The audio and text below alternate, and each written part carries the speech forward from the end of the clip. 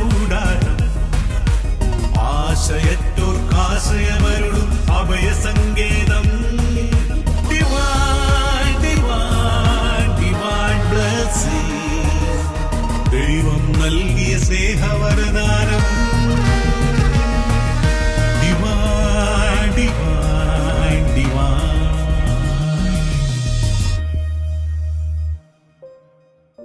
ഈശോയിൽ പ്രിയപ്പെട്ടവരെ, ഒരിക്കൽ കൂടി നാം എല്ലാവരും ഡിവൈൻ ബ്ലെസ്സിങ് എന്ന ഈ ശുശ്രൂഷയിൽ ഒരുമിക്കുകയാണ്. ഡിവൈൻ ധ്യാനകേന്ദ്രം കർത്താവ് അനുഗ്രഹിച്ച് വിശുദ്ധീകരിച്ച് അനേകരെ ദൈവകൃപയിൽ നിറയ്ക്കുന്ന പരിശുദ്ധമായ ആലയമാണ്. നമ്മെല്ലാം ഈശോ ഈ ആഴ്ച വിളിച്ചിരിക്കുകയാണ്. ഈശോയ്ക്ക് നന്ദി പറയാം. പ്രിയപ്പെട്ടവരെ, പരിശുദ്ധ ഗ്രന്ഥത്തിൽ ലൂക്കായുടെ സുവിശേഷം 15-ാം അധ്യായം 31-ാം തിരുവചനം, ലൂക്ക 15:31. അപ്പോൾ പിതാവ് പറഞ്ഞു, മകനെ, നീ എപ്പോഴും എന്നോടുകൂടി ഉണ്ടല്ലോ, എനിക്കുള്ളതെല്ലാം നിൻ്റേതാണ്. അപ്പോൾ പിതാവ് പറഞ്ഞു, മകനെ, നീ എപ്പോഴും എന്നോടുകൂടി ഉണ്ടല്ലോ, എനിക്കുള്ളതെല്ലാം നിൻ്റേതാണ്. പ്രിയപ്പെട്ടവരെ, ദൈവം നമ്മോടും പറയുന്ന ഒരു കാര്യം ഇത് തന്നെയാണ്. എനിക്കുള്ളതെല്ലാം നിൻ്റേതാണ്, നീ എപ്പോഴും എൻ്റെ കൂടെ ഉണ്ടെങ്കിൽ. അതായത് യേശുവിനോടൊത്ത് നമ്മൾ ചേർന്ന് ജീവിക്കുമ്പോൾ കർത്താവിന് സ്വന്തമായതെല്ലാം നമുക്ക് സ്വന്തമാകും. അപ്പോൾ കർത്താവിനോട് ചേർന്ന് നിൽക്കാം, അവൻ്റെ വചനത്തോട് ചേർന്ന് നിൽക്കാം, അവൻ്റെ സ്നേഹത്തോട് ചേർന്ന് നിൽക്കാം. യേശുവിന് സ്വന്തമായതെല്ലാം അനുഗ്രഹമായി, സന്തോഷമായി, സമാധാനമായി നമ്മുടെ ജീവിതങ്ങളിലും നിറയട്ടെ. Divine, divine, divine blessing. Divine, divine, divine.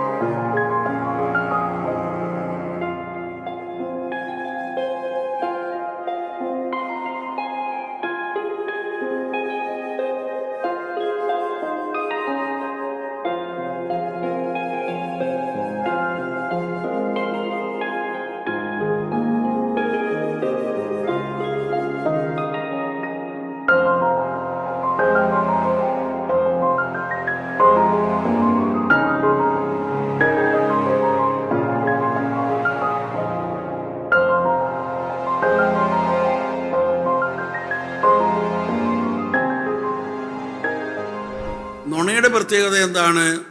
നുണയ്ക്ക് existence ഇല്ല, നിലനിൽപ്പില്ല. സത്യത്തിൻ്റെ വെളിച്ചത്തിൽ ഉരുകിപ്പോകുന്നതാണ് നുണ. നുണ ഒരിക്കലും ഒരു യാഥാർത്ഥ്യമല്ല. നമുക്കത് നേരായിട്ട് അങ്ങനെ തോന്നുന്നു എന്ന് മാത്രം. അതുകൊണ്ട് ഒത്തിരി പേരുടെ തലയിലൂടെ ഈ നെഗറ്റീവ് ചിന്ത ഇങ്ങനെ വെച്ചുകൊണ്ടിരിപ്പുണ്ട്. നിന്നെ തന്നെ വെറുക്കുന്ന ചിന്ത, ദൈവത്തിന് നേരെയുള്ള തെറ്റായ ചിന്ത, ജീവിത പങ്കാളിയുടെ നേരെയുള്ള തെറ്റായ ചിന്ത, ഇതെല്ലാം നെഗറ്റീവ് ചിന്തകളാണ്. മറ്റുള്ളവരുടെ നേരെയുള്ള ചിന്തകൾ സ്നേഹത്തിൻ്റെതല്ല, അതെല്ലാം നെഗറ്റീവ് ചിന്തയാണ്. അപ്പോൾ ഇത്രയും നമ്മൾ മനസ്സിലാക്കുക, നെഗറ്റീവ് ചിന്ത ദൈവത്തിൽ നിന്ന് വരുന്നതല്ല. സഹോദരങ്ങളെ, നിങ്ങൾക്കറിയാവുന്ന ഒരു കാര്യമാണെങ്കിലും ഞാൻ ഈ ക്ലാസിൻ്റെ പൂർണ്ണതയ്ക്ക് വേണ്ടി ഇവിടെ പറയുകയാണ്. ഞാനിവിടെ ഇരിക്കുന്ന ഒരു വ്യക്തിയെ ഒരു പൂ കാണിക്കുന്നു. അയാൾ കണ്ണുകൊണ്ട് ആ പൂവിലേക്ക് നോക്കുന്നു. കണ്ണിന് ക്യാമറയുടെ പണിയേ ഉള്ളൂ. ക്യാമറയുടെ പണി എന്താ? ഫോട്ടോ എടുക്കുക. അപ്പോൾ ആ വ്യക്തി കണ്ണുകൊണ്ട് പൂവിലേക്ക് നോക്കുമ്പോൾ ആ പൂവിൻ്റെ ഫോട്ടോ എടുക്കുകയാണ്. അങ്ങനെ ആ ഫോട്ടോ എടുത്ത് തലയിൽ കൊടുക്കുകയാണ്. അങ്ങനെ നമ്മുടെ തലയിൽ ആദ്യം കടന്നു വരുന്നത് ആ പൂവിൻ്റെ ഫോട്ടോയാണ്. Hallelujah, hallelujah. ഈ ഫോട്ടോ വരുന്നത് ഈ ഭാഗത്താണ്, ഈ വിഷൻ്റെ ഭാഗം ഇതാണ്. Hallelujah, hallelujah. അവിടെ ഈ ഫോട്ടോ വന്നു കഴിഞ്ഞാൽ ഉടനെ തന്നെ നമ്മുടെ മൈൻഡ് ആക്റ്റീവ് ആകും. Hallelujah, hallelujah. മൈൻഡ് മെമ്മറിയിൽ തപ്പുന്നു. ഈ ഫോട്ടോയുമായി ബന്ധപ്പെട്ട് എന്തെങ്കിലും അറിവ് ഇതിനകത്ത് കിടപ്പുണ്ടോ? അപ്പോൾ മെമ്മറി പറഞ്ഞു കൊടുക്കുകയാണ്, അത് റോസപ്പൂവാണ്, മനോഹരമായ പൂവാണ്, കാണാൻ കൊള്ളാവുന്നതാണ്, നല്ല പൂവാണ്. അപ്പോൾ ആ അറിവ് മൈൻഡ് വയ്യെ പൊക്കിയെടുക്കുന്നു. അങ്ങനെ ആദ്യം നമ്മുടെ തലയിൽ പിക്ചറാണ് വന്നതെങ്കിലും അത് തോട്ടായിട്ട് മാറുന്നു. എങ്ങനെയാണ് തോട്ടായിട്ട് ആയത്? മൈൻഡ് മെമ്മറിയിൽ തപ്പി അങ്ങനെയാണ് തോട്ടുണ്ടായത്. Hallelujah, hallelujah. അങ്ങനെ ആദ്യം പിക്ചർ വന്നു, പിക്ചർ തോട്ടായിട്ട് മാറി.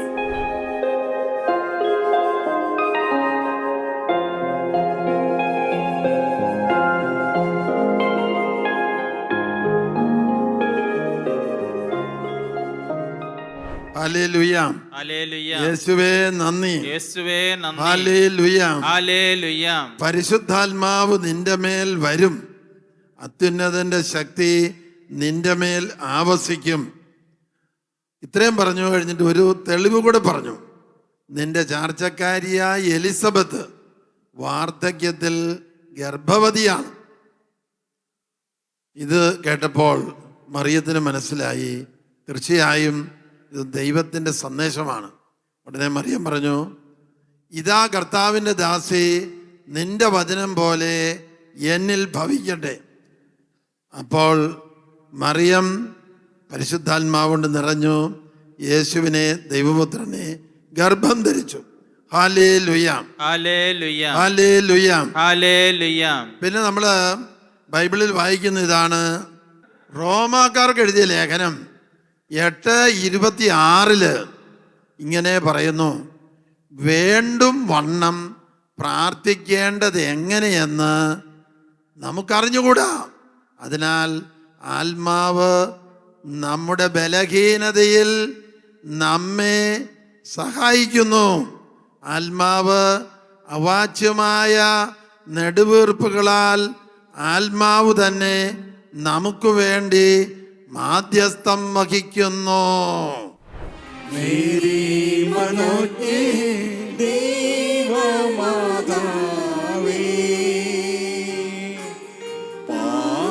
പാപികൾക്കാശ്രയം നീയേ, ഞങ്ങൾക്കഭയം നീയേ, ഞങ്ങൾക്കഭയം നീയേ. അപ്പോൾ ആ സ്ത്രീയോട് ഈശോ പറഞ്ഞു, മോളെ, നീ ഇന്ന് വരെ ഈ കിണറ്റിന്ന് കോരിക്കൊണ്ടുപോയി കുടിക്കുന്ന ജലം അത് പാപത്തിൻ്റെ ജലമാണ്.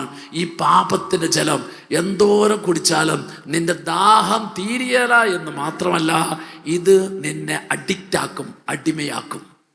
Price the Lord. എന്നിട്ട് ഈശോ അടുത്ത ഒരു വാഗ്ദാനം ചെയ്തു. ആ വാഗ്ദാനമാണ്, എൻ്റെ കൈവശം ഒരു ജലമുണ്ട്, ആ ജലത്തിൻ്റെ പേര് ജീവന്റെ ജലം എന്നാണ്. എന്താണ് ഇതിൻ്റെ പ്രത്യേകത? ജീവജലത്തിൻ്റെ പ്രത്യേകത, ഒരിക്കൽ കുടിച്ചാൽ പിന്നെ ഒരിക്കലും ദാഹിക്കാത്ത ജലത്തിൻ്റെ പേര്. ഒരിക്കൽ കുടിച്ചാൽ പിന്നെ ഒരിക്കലും ദാഹിക്കാത്ത ജലത്തിൻ്റെ പേരാണ് ജീവജലം. ഒരിക്കൽ കുടിച്ചാൽ പിന്നെ ഒരിക്കലും ദാഹിക്കാത്ത ജലത്തിൻ്റെ പേരാണ് പറ ജീവജലം. ഈശോ ആ സ്ത്രീയോട് ചോദിച്ചു, നിനക്കിനി ഒരിക്കലും ദാഹിക്കാത്ത ജലം അത് നിനക്ക് വേണോ? ആ സ്ത്രീ നല്ല ബുദ്ധിയുള്ള സ്ത്രീയായിരുന്നു. എന്താ കാരണം? ഇവന്റെ കൈവശമുള്ള ജലം കിട്ടിക്കഴിഞ്ഞാൽ പിന്നെ എനിക്കൊരിക്കലും ദാഹിക്കല. ഇവിടെ വെള്ളം കുടിക്കുക, വെള്ളം കോരാൻ വരുമോ വേണ്ട, കിട്ടുമോ ഇല്ലയോ, ഇവ വെറുതെ പറഞ്ഞതാണോ തരുമോ, ഒരു സംശയമൊക്കെ ഉണ്ട്. അപ്പം അവൾ ചിന്തിച്ചു, വേണം എന്ന് പറയാം, കിട്ടിയാൽ ഒരു വലിയ കാര്യം. ഇവക്ക് അന്ന് വരെ ഈ ജീവന്റെ ജലത്തെക്കുറിച്ച് അറിയത്തില്ല. ഒരിക്കൽ കുടിച്ചാൽ പിന്നെ ഒരിക്കലും ദാഹിക്കാത്ത ജീവന്റെ ജലത്തെക്കുറിച്ച് അറിയത്തില്ല. ഈശോയാണ് ആദ്യമായിട്ട് അവളോട് പറഞ്ഞത്. അപ്പോൾ അവളുടെ ഉള്ളിൽ ഒരു ആഗ്രഹമായി. അവളുടെ ഉള്ളിലെ ആഗ്രഹത്തിൽ അവൾ ഈശോയോട് ചോദിച്ചു, അങ്ങനെയാണെങ്കിൽ നിന്റെ കൈവശം ഉണ്ടെന്ന് നീ പറഞ്ഞ ആ ജലം എനിക്ക് തരാവോ? ഈശോ ഉടനെ പറഞ്ഞു, ഞാൻ നിനക്ക് തരാം. എൻ്റെ പേര് അഗസ്റ്റിൻ ജോസഫ്. ഞാൻ ഇടുക്കി ജില്ലയിൽ നെടുങ്കണ്ടത്ത് നിന്നാണ് ധ്യാനം കൂടാൻ എത്തിയിരിക്കുന്നത്. എൻ്റെ വൈഫ്, മൂത്ത കുട്ടി, രണ്ടാമത്തെ കുട്ടി, മൂന്നാമത്തെ പുത്രൻ. ഞങ്ങൾക്ക് ഈ ധ്യാനം വളരെ ഒരു അനുഭവമായി തീർന്നിരിക്കുകയാണ്. പനക്കലച്ഛൻ്റെയും പൈമ്പള്ളി അച്ഛൻ്റെയും ബ്രദറിൻ്റെയും ഒക്കെ ക്ലാസ്സുകൾ വളരെ മനസ്സിന് വളരെ സന്തോഷം നൽകുന്നതും ഞങ്ങളെ ദൈവകൃപയിലേക്ക് നയിക്കുന്നതുമായ അനുഭവം ഞങ്ങൾക്ക് എല്ലാവർക്കും ഉണ്ടായി. ഞങ്ങളുടെ ഭാവി ജീവിതത്തിൽ ഇതൊരു മുതൽക്കൂട്ടാകുമെന്ന് തന്നെയാണ് ഞങ്ങൾ കരുതുന്നത്. കർത്താവ് ഈ അപ്പം ആശീർവദിച്ച് മുറിച്ച് അവർക്ക് നൽകി കഴിഞ്ഞപ്പോൾ കണ്ണു തുറക്കുന്ന ഒരു അനുഭവം ഉണ്ടായി, ഒരു തിരിച്ചറിവുണ്ടായി. പ്രിയപ്പെട്ടവരെ, ഇന്നത്തെ ലോകത്തിൻ്റെ ഒരു അപകടം എന്ന് പറയുന്ന ഇതാ, തിരിച്ചറിവില്ലാത്തവരായി മാറിപ്പോവുകയാ. അടയ്ക്കപ്പെട്ട കണ്ണുകളോടെ നമ്മൾ ജീവിക്കുക. അല്ലെങ്കിൽ ഈ ലോകത്തിൻ്റെതായ സ്വാധീനങ്ങൾ, ഈ ലോകത്തിൻ്റെതായ കാര്യങ്ങൾ നമ്മുടെ കണ്ണുകളെ അന്ധകാരമയമാക്കിയിരിക്കുക. Hallelujah, hallelujah. അപ്പോൾ പ്രിയപ്പെട്ടവരെ, അതുകൊണ്ടാണ് ഈശോ അവരോട് ചേർന്ന് ഇങ്ങനെ സഞ്ചരിച്ചു കൊണ്ടിരിക്കുക. ഒരു പക്ഷെ അവരുടെ ജീവിതമാകാം, അവരുടെ അനുഭവങ്ങളാകാം, അവരുടെ ദുഃഖങ്ങളാകാം, അവരുടെ ഭാവിയെക്കുറിച്ചുള്ള ആകുലതകളാവാം. എന്തായാലും അത് അവരെ അന്ധരാക്കി മാറ്റി. ഇനി എങ്ങോട്ട് എന്ന് വഴിയറിയാതെ അവർ നടന്നുകൊണ്ടിരിക്കുക. കാണാൻ സാധിക്കുന്നില്ല, ഗ്രഹിക്കാൻ സാധിക്കുന്നില്ല, മനസ്സിലാക്കാൻ പറ്റുന്നില്ല. ആ ഒരു അവസ്ഥയിൽ യേശു അവരോടൊത്ത് യാത്ര ചെയ്യാൻ തുടങ്ങി. ഹല്ലേലൂയ. അവൻ അപ്പമെടുത്ത് മുറിച്ച് ആശീർവദിച്ച് മുറിച്ച് അവർക്ക് കൊടുത്തു. അവരുടെ ജീവിതത്തിലെ വലിയ പ്രശ്നം അവിടെ തീരുകയാ. അവരുടെ കണ്ണുകൾ തുറക്കപ്പെട്ടു.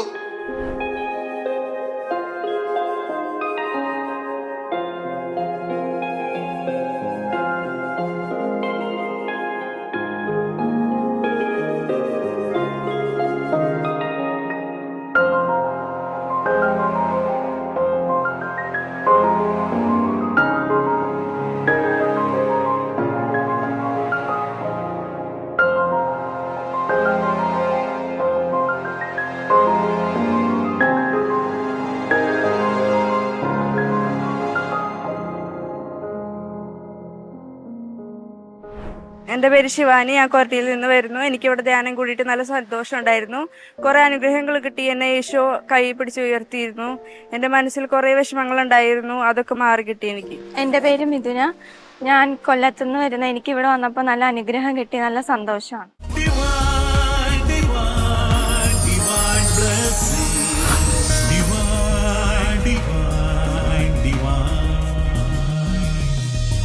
ദുഃഖം, നിരാശ, ആകുലത, ഇങ്ങനെയുള്ളതെല്ലാം ദൈവം നമുക്ക് തരുന്നതല്ല.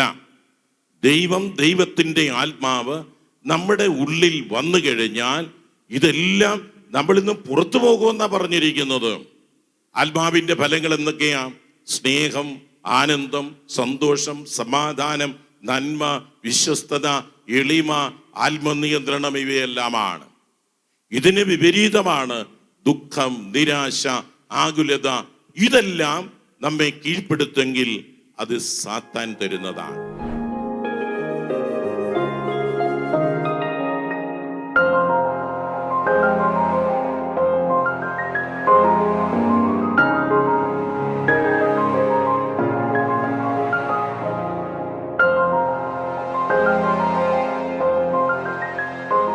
എൻ്റെ പേര് ടീന. ഞാൻ തൃശ്ശൂരിൽ നിന്ന് വരുന്നു. ഞാൻ ജീവിതത്തിൽ ആദ്യമായിട്ടാണ് ഇങ്ങനെ താമസിച്ചിട്ടുള്ളൊരു ധ്യാനത്തിൽ പങ്കെടുക്കുന്നത്. വളരെയധികം നാളുകളായിട്ട് ആഗ്രഹിച്ചതായിരുന്നു. അത്രയും ആ ഒരു വെയിറ്റ് ചെയ്തതിനുള്ളൊരു ഗുണം കിട്ടിയതായിട്ട് എനിക്ക് തോന്നി. പ്രത്യേകിച്ച് പനിക്കലച്ഛൻ്റെ ക്ലാസ് നമ്മുടെ ജീവിതത്തിലെ എല്ലാ പ്രതിസന്ധികളിലും എങ്ങനെ നമുക്കത് പരിഹരിക്കണം എന്നുള്ളതിൻ്റെ ഉത്തരം എനിക്കിവിടെ നിന്ന് കിട്ടി. ദൈവത്തിന് നന്ദി. നീതിമാൻ കഷ്ടിച്ച് മാത്രം രക്ഷപ്പെടുന്നുവെങ്കിൽ ദുഷ്ടൻ്റെയും പാപിയുടെയും സ്ഥിതി എന്തായിരിക്കും? കർത്താവ് സ്നേഹമാണ്. നമ്മെ സ്നേഹിക്കുന്ന ദൈവം, രക്ഷിക്കുന്ന ദൈവം നമുക്കെല്ലാം നന്മയ്ക്കായിട്ടാണ് ഒരുക്കിയിരിക്കുന്നത്. ആ നല്ല ദൈവം എല്ലാ മനുഷ്യൻ്റെ മേലും കൃപ ഒഴുക്കിക്കൊണ്ടിരിക്കുക, അനുഗ്രഹം എല്ലാ സമയം തന്നുകൊണ്ടിരിക്കുക. 24 മണിക്കൂറും നമുക്ക് അനുഗ്രഹം ദൈവം തന്നുകൊണ്ടിരിക്കുക.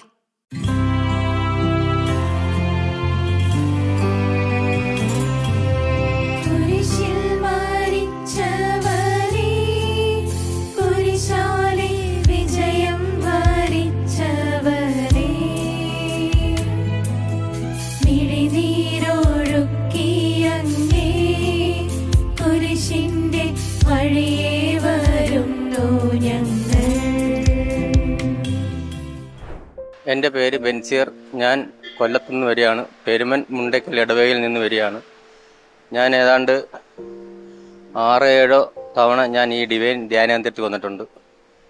ഇവിടെ വന്ന് ധ്യാനം കൂടിയാൽ എനിക്ക് വളരെയേറെ സന്തോഷമാണ്. ഒരുപാട് രോഗങ്ങൾ സൗഖ്യമായിട്ടുണ്ട്. നമ്മുടെ മനസ്സിലുള്ള പല പല വിഷമങ്ങളും എല്ലാം മാറിക്കിട്ടും. ഒരുപാട് അനുഭവങ്ങൾ ഉണ്ടായിട്ടുണ്ട്. പാത്രിയാർക്കീസ്, ദ മോസ്റ്റ് റവറൻസ്, അദ്ദേഹത്തെ ഞാൻ ഇടയ്ക്കിടയ്ക്ക് കാണാൻ പോകും. അപ്പോൾ പുള്ളി എന്നോട് ചോദിച്ചു, നീ സമൂഹത്തെക്കുറിച്ച് പഠിക്കാൻ വന്നതാണോ, നിന്നെക്കുറിച്ച് പഠിക്കാൻ വന്നതാണോ? ഞാൻ പറഞ്ഞു, ഞാൻ സമൂഹത്തെക്കുറിച്ച് പഠിക്കാൻ വന്നതാണ്. ഉള്ളവരും ഇല്ലാത്തവരും, ഇങ്ങനൊരു വൈരുദ്ധ്യമുണ്ട്. അതെങ്ങനെ പരിഹരിക്കും എന്ന് വലിയ വലിയ ആളുകൾ പഠിപ്പിച്ചിട്ടുണ്ട്. അതിനെക്കുറിച്ച് പഠിക്കാൻ വന്നു.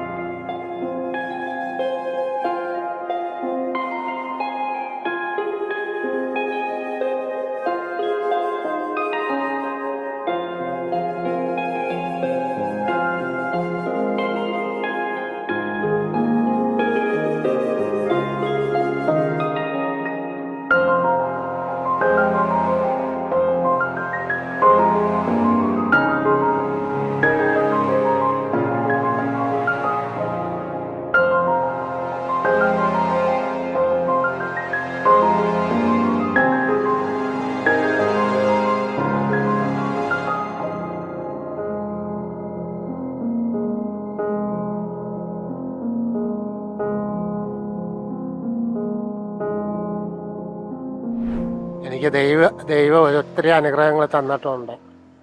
ഇപ്പോൾ കഴിഞ്ഞ ചുരുങ്ങി 1 വർഷം കൊണ്ട് 1 വർഷമായി മദ്യം കഴിച്ചിട്ട്, 30 വർഷമായി പുക വലിച്ചിട്ട്.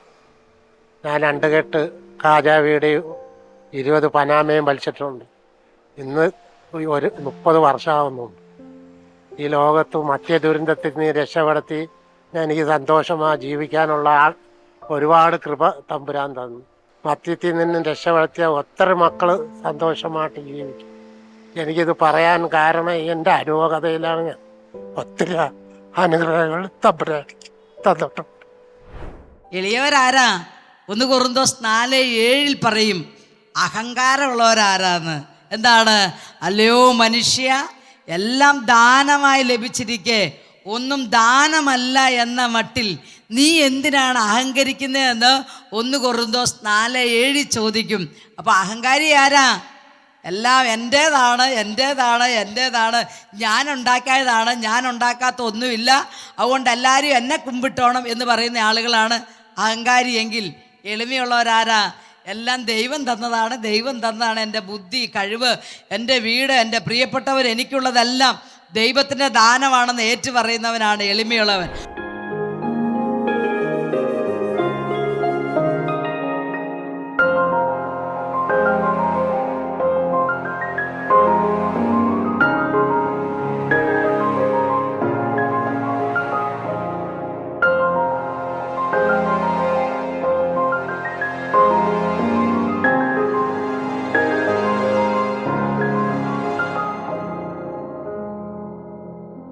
Ave Maria Ave Maria കന്യകമേരിയമ്മേ Ave Maria Ave Maria കന്യകമേരിയമ്മേ Ave Maria Ave Maria കന്യകമേരിയമ്മേ Ave Maria Ave Maria കന്യകമേരിയമ്മേ.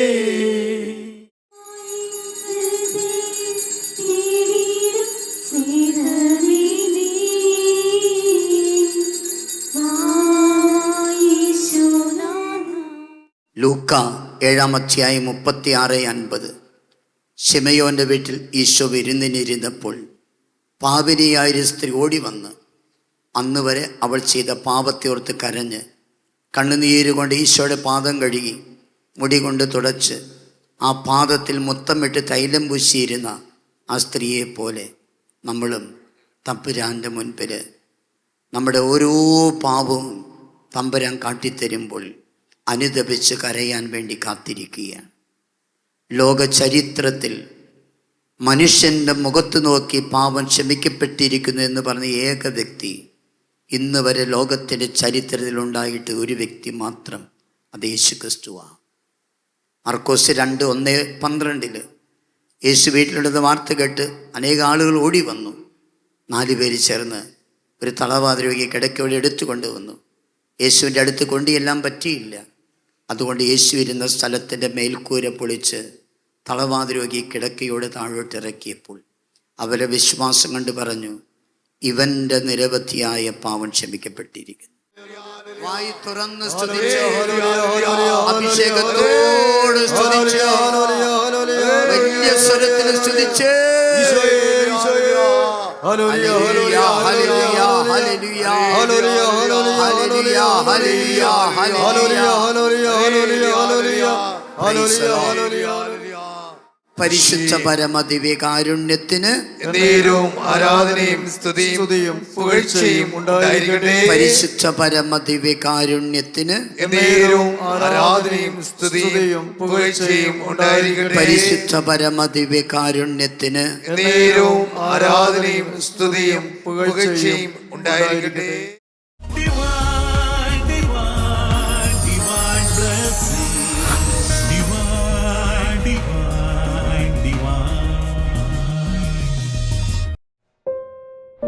ഈശോയിൽ ഏറ്റവും സ്നേഹം നിറഞ്ഞ സഹോദരി സഹോദരന്മാരെ, കർത്താവ് നമ്മെ ജീവിതത്തെയും നമ്മുടെ സ്വഭാവത്തെയും നമ്മുടെ ജീവിത വഴികളെല്ലാം പുതുക്കി പണിയുന്നവനാണ്.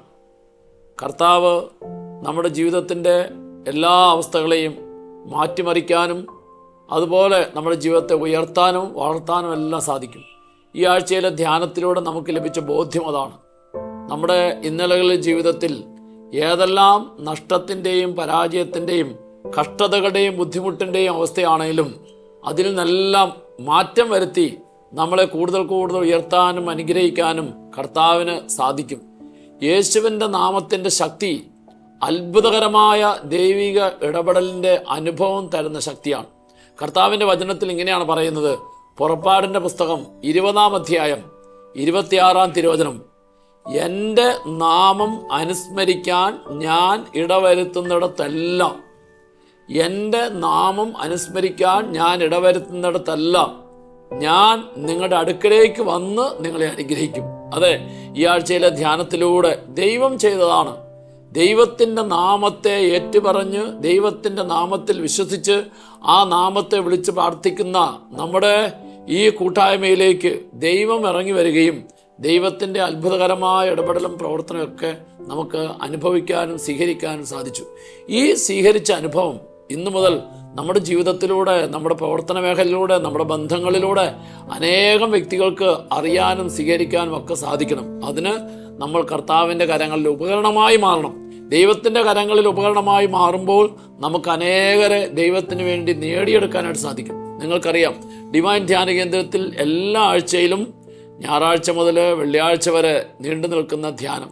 ഈ ധ്യാനത്തിലേക്ക് നമ്മുടെ ജീവിത സാക്ഷ്യത്തിലൂടെ, ജീവിതാനുഭവത്തിലൂടെ ഇനിയുള്ള നാളുകളിൽ അനേകരെ പറഞ്ഞയക്കാനും അങ്ങനെ നാം വഴി അനേകർക്ക് രക്ഷയുടെ അനുഭവം സ്വീകരിക്കുവാനും യേശുവിൻ്റെ നാമത്തിൻ്റെ ശക്തി അത്ഭുതമായി, അടയാളമായി, മാനസാന്തരമായി അനേകം വ്യക്തികളിലും കുടുംബങ്ങളിലും അനുഭവവേദ്യമായി തീരുവാൻ നമുക്ക് ഈശോയ്ക്ക് വേണ്ടി പ്രവർത്തിക്കാം. അതിനുള്ള എല്ലാ അനുഗ്രഹവും ശക്തിയും കർത്താവ് നമുക്ക് നൽകട്ടെ. ആമേൻ.